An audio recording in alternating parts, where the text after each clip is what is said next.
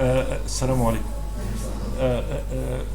الدكتور نائل نصار، استاذ في كليه الطب في جامعه كاليفورنيا في سان فرانسيسكو، ورئيس قسم الامراض المعديه ورئيس قسم والتدريب اللي هو انفكشن ديسيز فيلوشيب عندنا.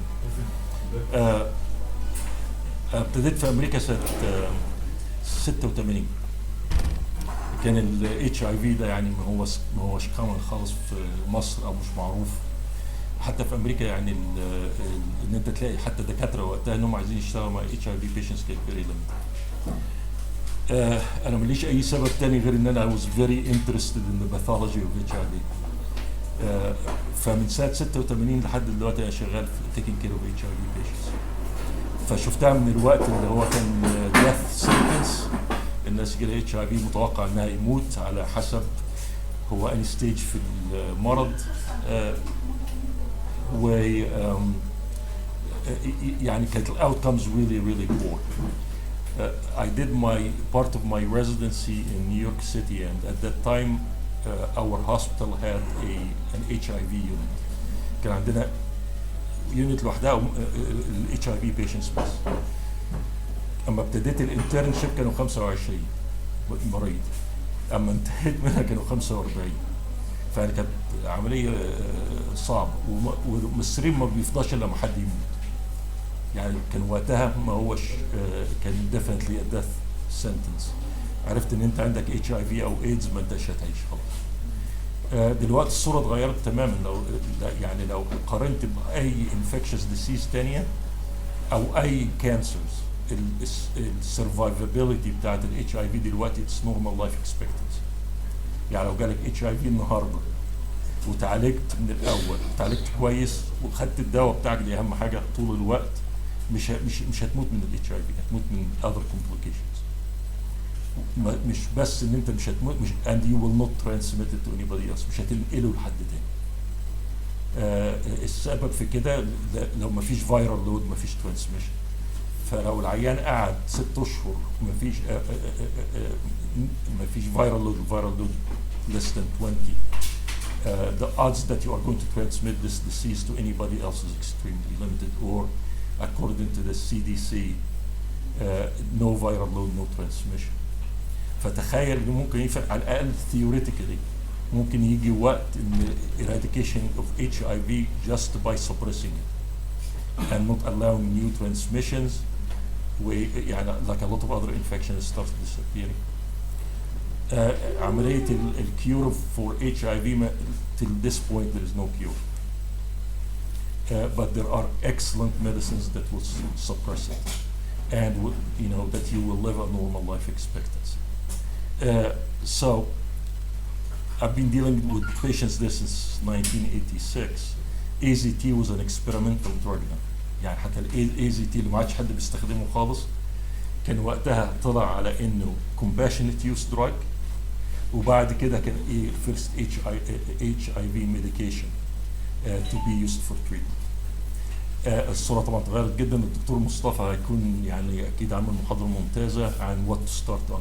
بس انا عايز اكلم الناس يعني first time you see an HIV patient، ايه الحاجات اللي لازم تتسأل، ايه الانفستيجيشن اللي لازم تتعمل، لان ده هيأثر كتير جدا على الكورس بتاع الديسيز، especially once you start making the decision to treat the patient. دكتور مصطفى هيقول لكم طبعا ال decision to treat the patient is now. اليوم اللي هتشوف فيه العيان اللي هو اليوم اللي هتبتدي فيه على الميديكيشن ده، عشان تعمل يعني termination للترانسميشن وتوصل للنو viral load no transmission، لازم تبتدي من اول يوم. والدكتور طبعا مصطفى يتكلم على الكلام ده باستفاضه. زي اي حاجه يعني لما كنت في جامعه عين شمس انا خريج 83، كان الناس تقول لك ايه، الهيستوري اند فيزيكال اكزام is 75% of what you need to know to manage the patient. الباقي بقى الانفستيجيشنز والكلام ده حاجات ثانويه يعني لاحقه ل 25% بس. لو ما سالتش الاسئله اللازمه عمرك ما توصل للدايجنوستس. فاهم حاجه يعني العيان جاي لك شكله ايه. I mean, where I am right now, we still see HIV that has been present for 10, 20 years that people did not take care of. And that would be the first presentation. إن هم راحوا الإمرجنسي روم أو جايين عندنا بأكيد infection.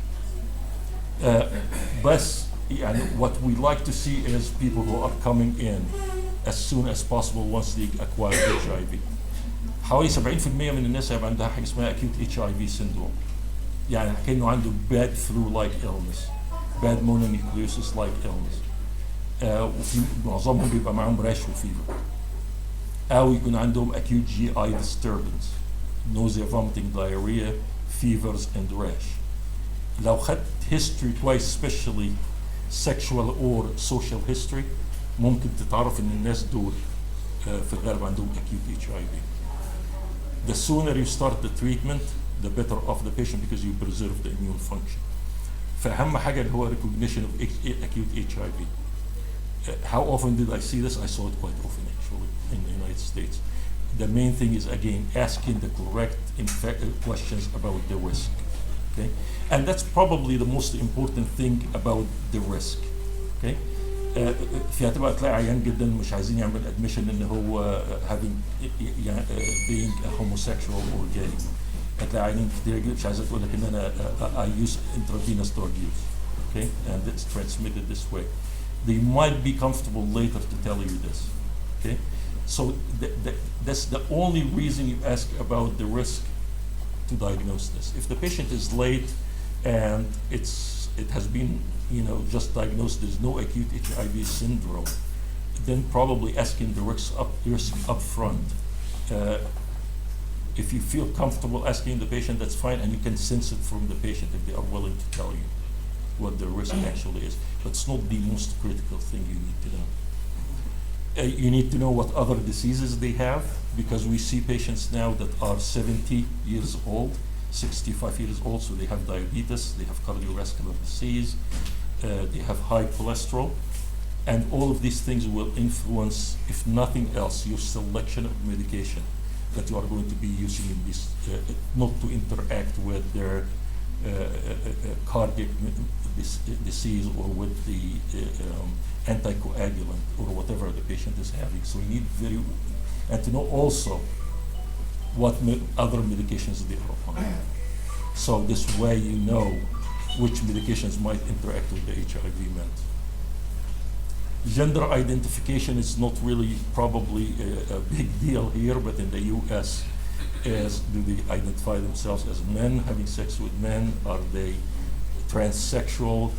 But again, it's mainly for the United States, it's done for social and for resource.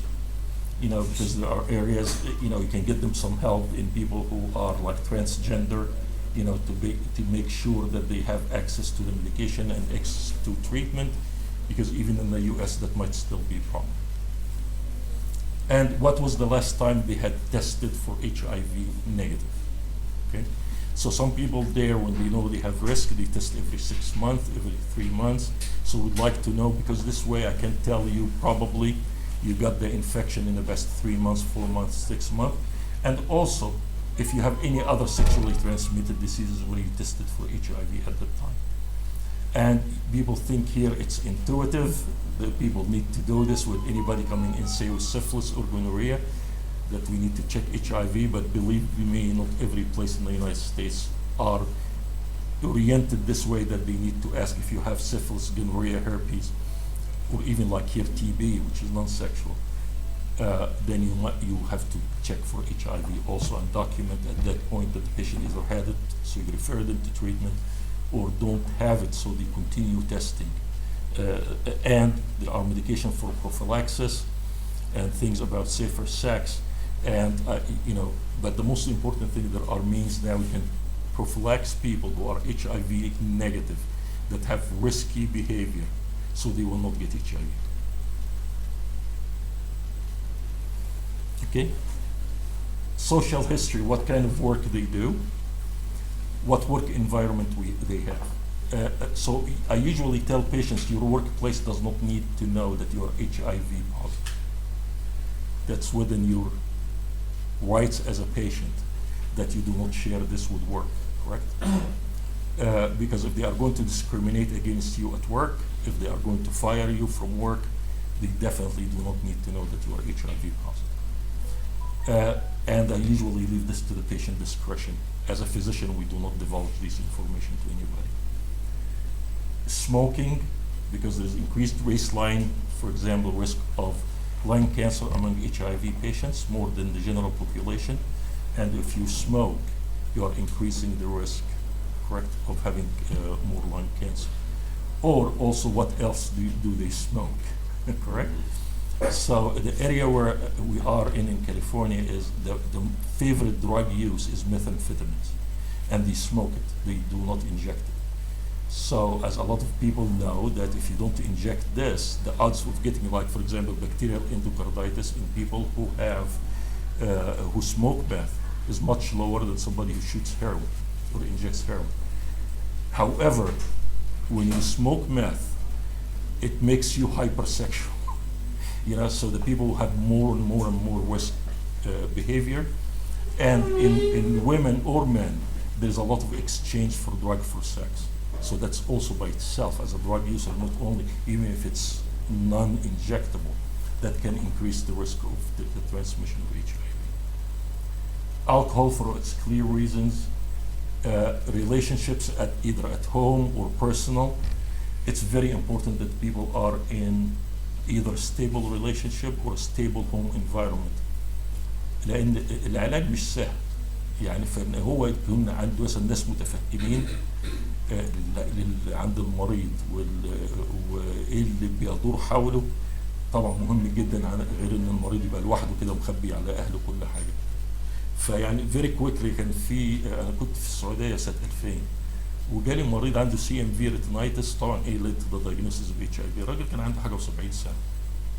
انا كنت متوقع ان العيله هتثور عليه ثوره جامحه، كان عنده كل خلفته كانت بنات وكانوا هم اللي جايبينه البتاع. فقلت لهم ده اتش اي في وسي ام في ريتينايتس.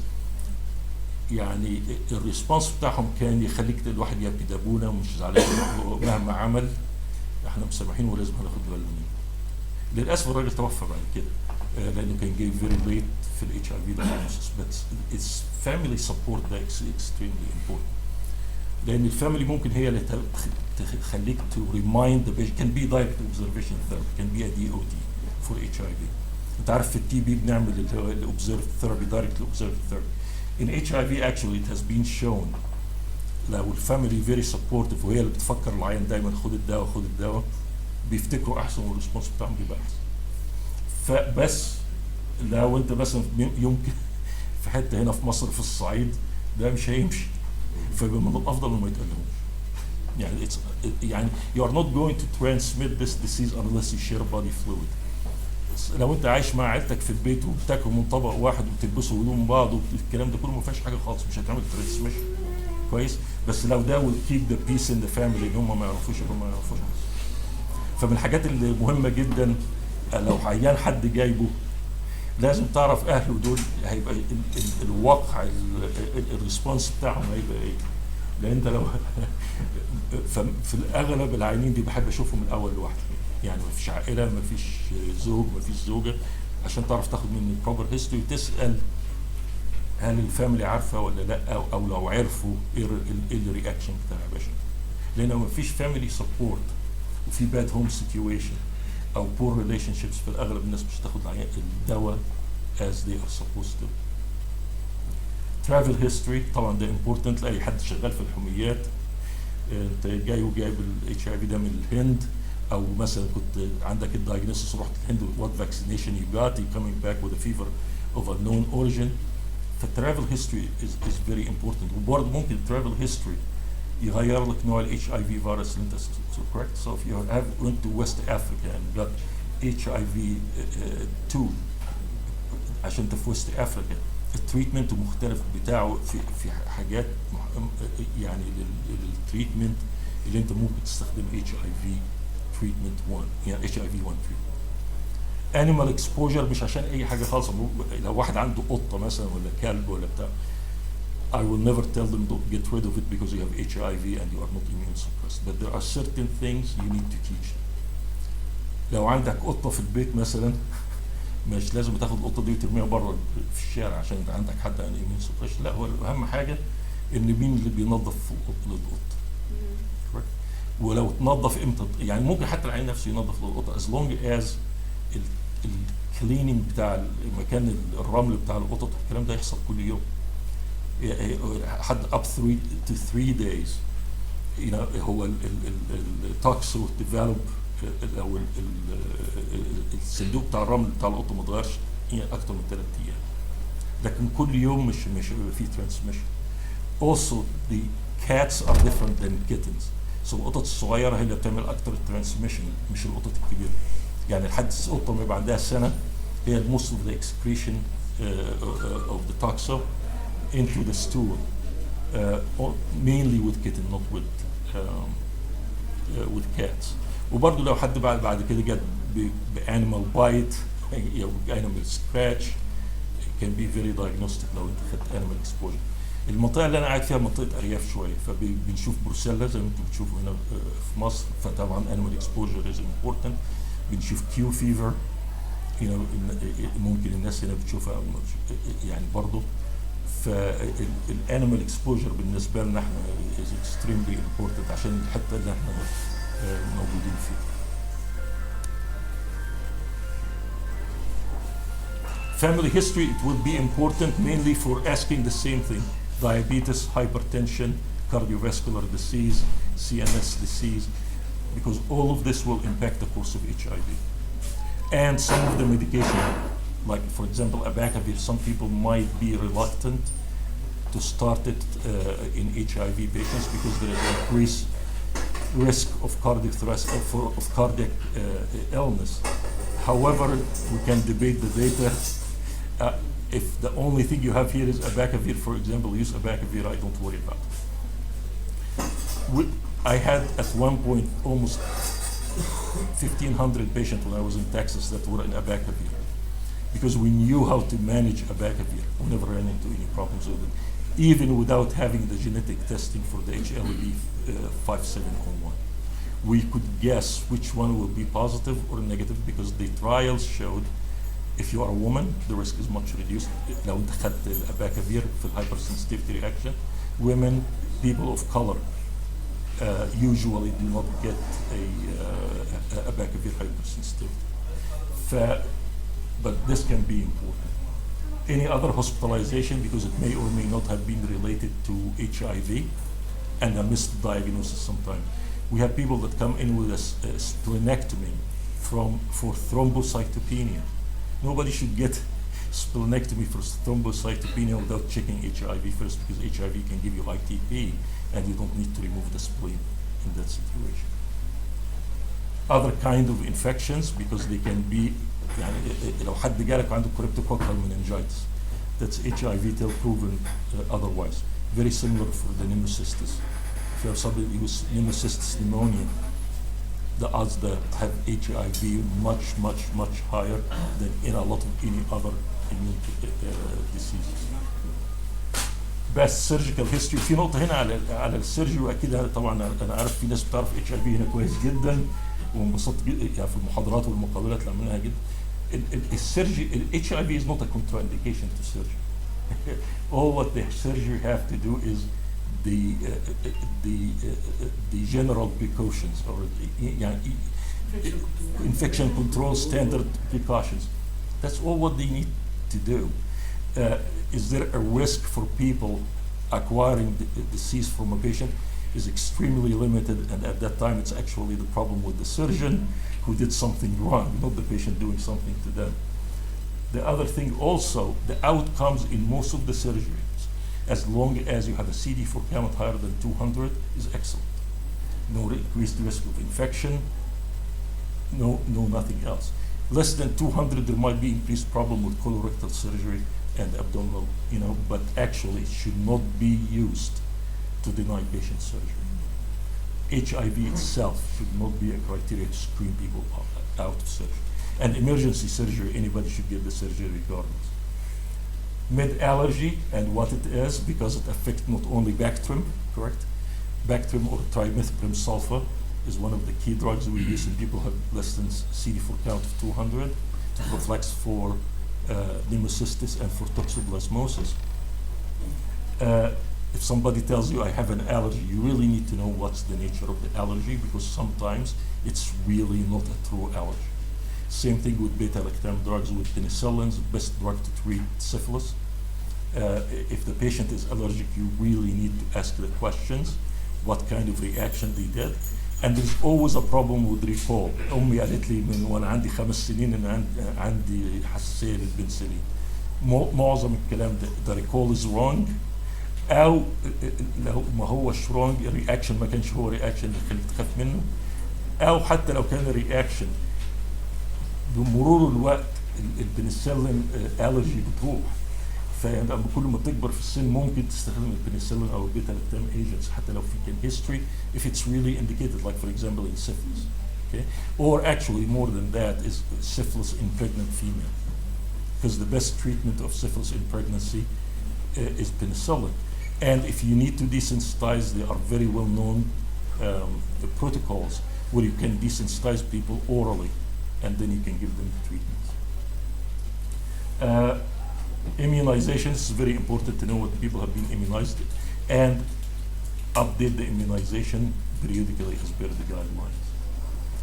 History of TB, as we said, it's very important because again there's a big concordance between TB and HIV, and if the TB or the latent TB has been treated or not, because you need to treat that.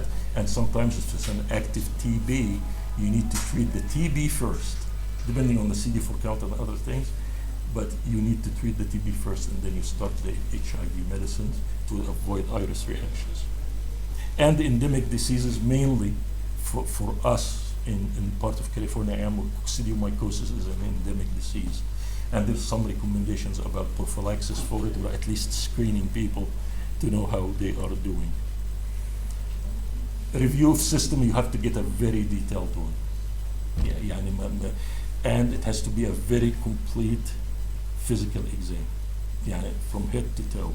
زي مثلا العيان اللي احنا شفناه النهارده, it would be really good if somebody goes back and examine him from the head to the toe to see what other lesions he might have, what other rashes, what other skin lesions, for example. وعنده very tense abdomen, does he have splenomegaly or does he have a lymphoma? So the physical exam is extremely important. If you are looking at skin lesions, you do not know what they are, please ask the dermatologist to have a look.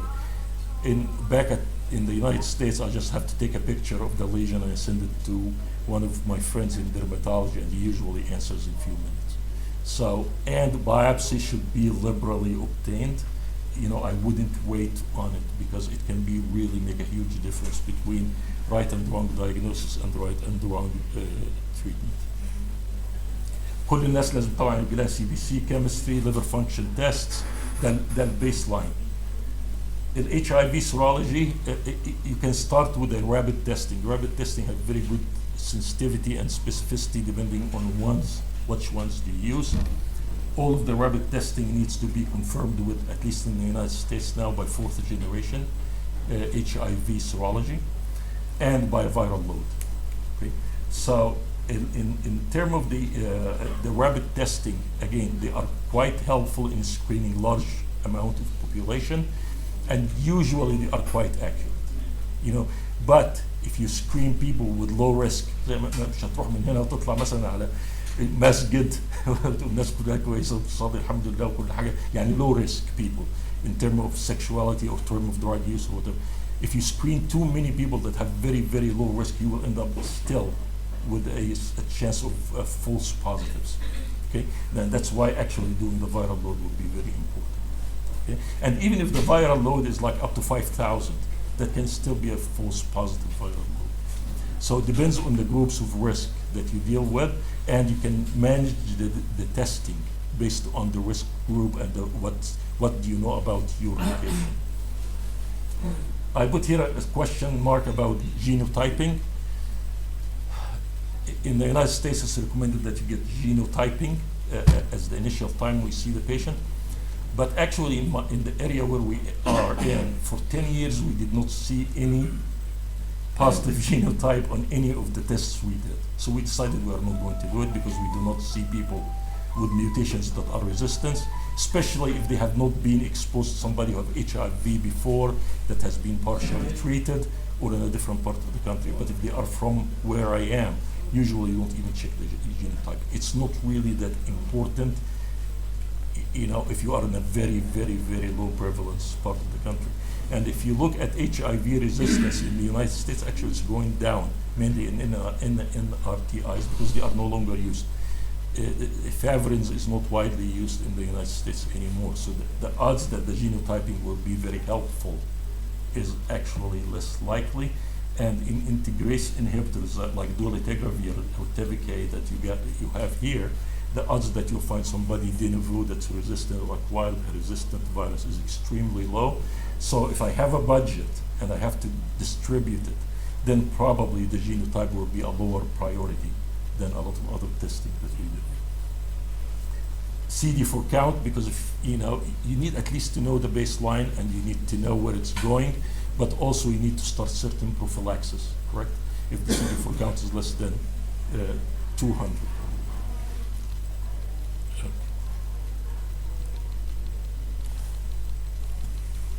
Okay, other viruses, in terms of everyone here gets tested for hepatitis, which is very important. CMV, again, I'm putting a question mark. The only time this test is helpful, if you have somebody who's CMV negative, so when you are going to, if they need blood transfusion in the future, they will need a CMV negative blood, right?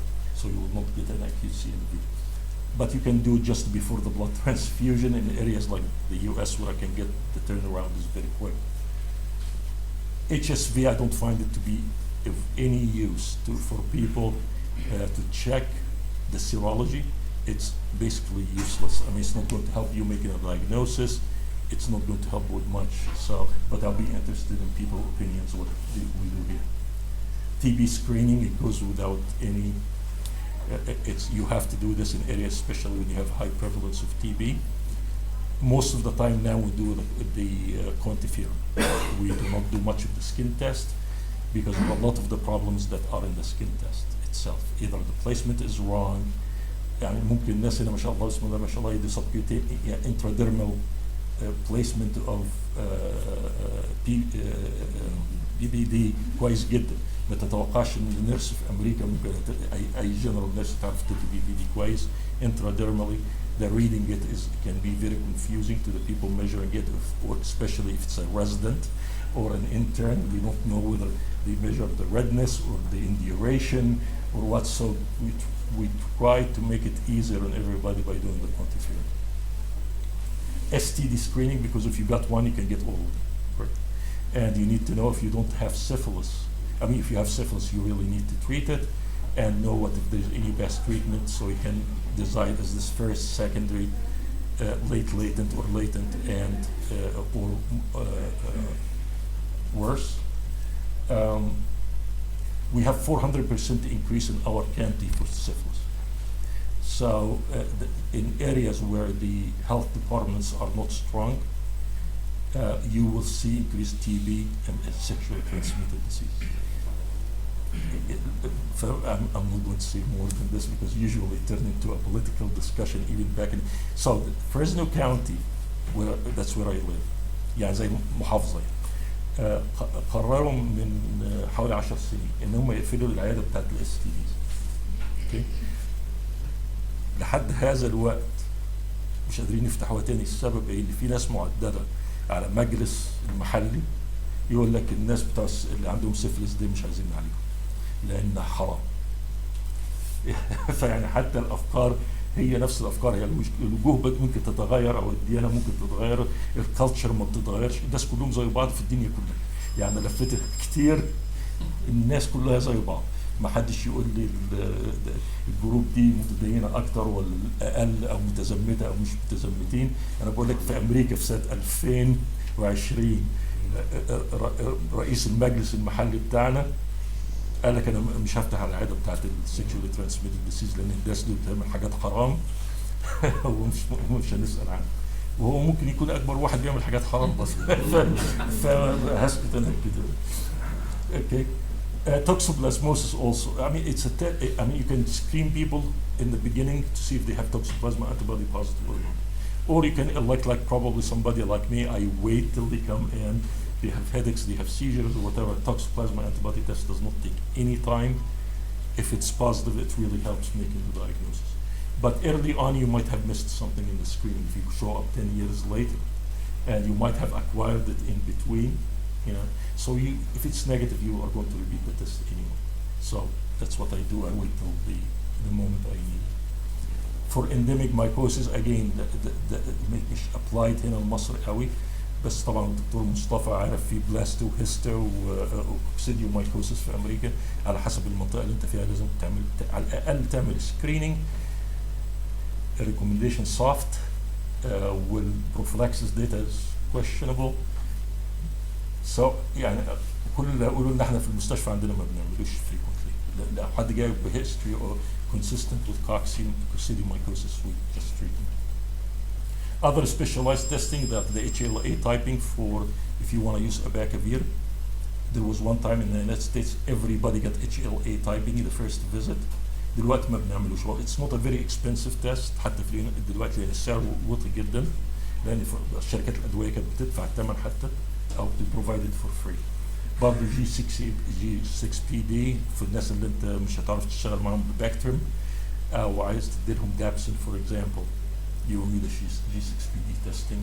Viral tropism and things, probably maybe we've done it more earlier when we used Cellzentry or CCR5 inhibiting drug, very rarely used now, so we don't do it.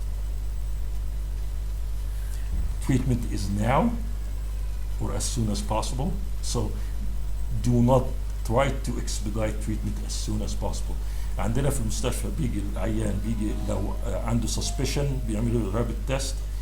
لو رابد تيست بوزيتيف واحد من الدكاتره يشوفه النهارده ويبتدي HIV تريتمنت النهارده. يعني ما فيش ويتنج حتى للبلاد تيست اللي احنا اتكلمنا عليها دي. it can wait till later. And read the guidelines or listen to Dr. Mustafa. Prophylaxis, opportunistic infection for HIV itself, for endemic mycosis, and read also the guidelines because that will be multiple topics on its own. But the most important message you need to give the patient is it's a manageable disease. It's يعني بأمانة بقول للناس أنا عندي إن حد يجي له AIDS بس ما يجيليش diabetes complicated diabetes أو bad cancer. It is treatable. People do respond to treatment.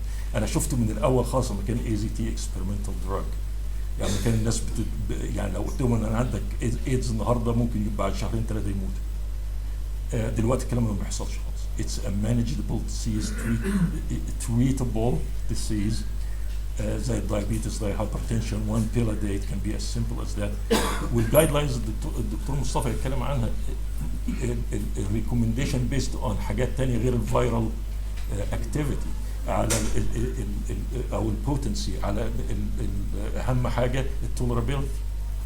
الناس بقى زمان كنا بندي العيال المرضى من from 6 to 10 medication, you know, every 3 times a day, correct? Okay, and so we spent all our time managing how the patient can take this medicine and what are side effects, and you end up prescribing another 10 drugs to mitigate the side effect. Now it's 1 pill a day with minimal side effects. So يعني يبقى شيء عظيم جدا لو وزارة الصحة تبنت المشروع ده. يبقى شيء عظيم جدا لو كل يعني مش ضروري ان حد يعني حتى الدكتور مصطفى يعرف مش ضروري تكون ان اكسبرت ان اتش اي في تو تريت اتش اي في. ابعت لي العيان مره واحده انا هقول لك اعمل كذا وكذا وكذا وهشوفه مره او مرتين في السنه لو بياخدوا الدواء. حتى الفيرال لود والسي دي 4 كاونت الريبيتيشن بتاعتهم عندنا مره في السنه او مرتين في السنه. لو انا عارف واحد بقى له 5 سنين بياخده وهو نفس الدواء ما عليهوش اي سايد افكت بشوفه مره في السنه بيعمل فيها اتش اي في فيرال لود والسي دي 4 كاونت عشان اتاكد ان ما فيش اي حاجه وممكن ما اشوفش تاني لمده سنه او حتى في ناس ما بتشوفهمش كل 18 شهر. ده كان مستحيل يكون من 10 سنين فاتوا. فيعني الاصول الناس تبتدي هنا بما انتهى اليه الاخرين بس يعني اللي موجود دلوقتي مش كافي. يعني No virus. No virus means no viral load or no virus. negative viral load, Undetectable. undetectable viral load, correct. Undetectable. Less than 20. What about impact of toxoplasmosis in managing HIV?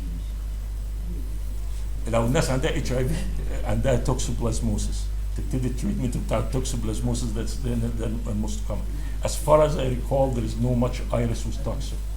So you can use both HIV medicine and treatment for toxo at the same time. It's very different, like from MAC, Mycobacterium avium complex, or from TB, correct? Or from crypto. Okay, cryptococcal meningitis. In toxo and pneumocystis, you can start HIV medicines at the same time you are treating the infection. Well, vertical transmission of HIV. لو have no virus, no transmission, no vertical transmission. مش مع فيريكال ترانسميشن مش فيري بوبيولار. هو احنا بنقول الفيري نيتال ترانسميشن سواء المالجنسي بالظبط. ولا ديورنج ليبر ولا ديورنج كله lactation. فهي اللاكتيشن في امريكا غير هنا. اللاكتيشن في هناك يعني ممنوع لاكتيشن او بريست فيدنج. طيب بس في الديفلوبينج كونتريز البريست فيدنج اهم عشان الدايريال illnesses وعشان المال نوتريشن. بس لو خدت الانتي ريتروفيرال الست خدتها في الوقت اللي بتعمل فيها بريست فيدنج وكانت suppressed throughout the pregnancy, it should be fine. Okay.